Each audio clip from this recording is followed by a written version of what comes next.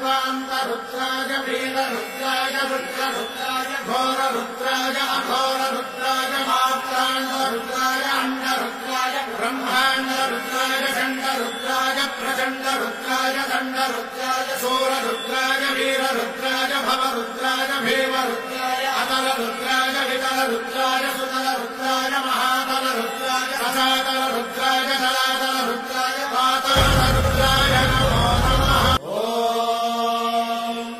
नमः सोमाय च रुद्राय च नमस्ताम्राय च रुणाय च नमः सिंहाय च वसुपतये च नमः उग्राय च भीमाय च नमो हत्रे वधाय च धूरे वधाय च नमो हन्त्रे दहनीयते च नमो वृक्षेभ्यो हरिकेशेभ्यो नमस्काराय नमः शम्भवे च मयोभवे च नमः शङ्कराय च मयस्कराय च नमः शिवाय च शिवधराय च